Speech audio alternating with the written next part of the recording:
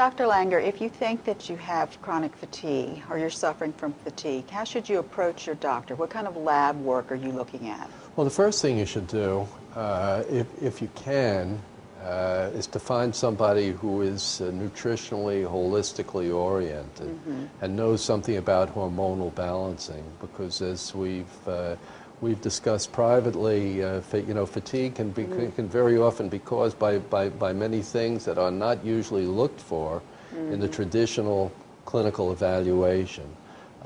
You should approach a doctor, and the doctor should go into a complete dietary evaluation with you.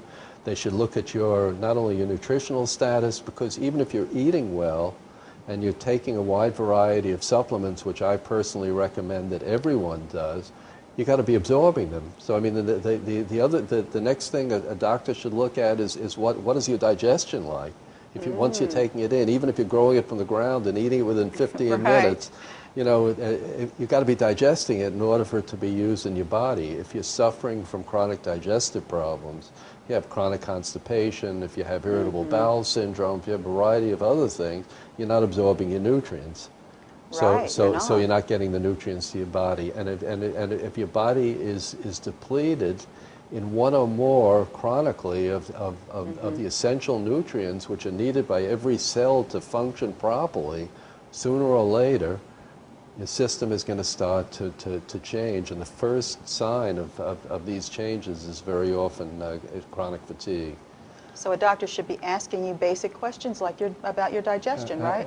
Digestion and your diet, and what you're eating and whether or not you're depleted in nutrients. And then assuming for the sake of argument that your digestion is okay and your nutritional balance is okay and you're still tired, then they should look for other causes of fatigue, which are more related to hormonal balancing or to blood sugar balancing, and to rule these things out. A common cause of chronic fatigue is chronic thyroid problems.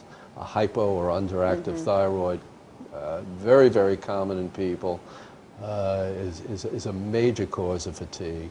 Another cause of fatigue is just pure lack of sleep. You've got to get a lifestyle evaluation to see whether a person is sleeping and what their family situation is. Unfortunately, most doctors have 15 or 20 minutes, or maybe if they're doing an initial evaluation 30 or 40 minutes, and really are not able to get to the crux of what's going on.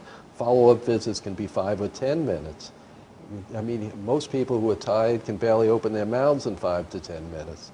So, I mean, you cannot present to the doctor very often all of the different chronic parameters of what's going into your lifestyle and what's causing the chronic fatigue, which is absolutely essential to be able to address it. Another common thing that I do in my practice with people who are chronically fatigued is I tell them to go to a chain drugstore and get a glucometer. Those are the meters that diabetics use to monitor their blood sugar. And I don't believe that any of these people, or very few of them, are diabetic. I haven't seen one yet, but I want to see the way they're handling their blood sugar, and this is the easiest thing to do. So if a person says all of a sudden 3 o'clock comes every day and the bottom falls out of my energy, they have their glucometer there and they can do a blood sugar check to see whether or not their blood sugar is dropping, to see whether or not they have low blood sugar. And they can use this symptomatically. I tell them not to do it 100 times a day, but if there's an event that really makes them stand up, take a blood sugar and see whether it correlates with a blood sugar change. Or the second thing is I have them do what's called a glucose tolerance test. They wake up in the morning, take a fasting blood sugar, then they would eat a substantial breakfast, and then every hour for 6 hours they would take another blood sugar without eating. Two blood sugars the first hour, 30 minutes, 60 minutes, and then every hour through 6 hours, and then graph what their blood sugar is doing over 6 hours to see how their body is handling energy. Frequently we'll find abnormalities in blood sugar which can be corrected. So when you look for the blood sugar abnormalities, you look for the hormonal abnormalities, you look for the nutritional, digestive abnormalities, and then you correct or make suggestions about lifestyle changes, and people can do what they can do and make these changes, very often their energy starts to improve and they become happier and more productive.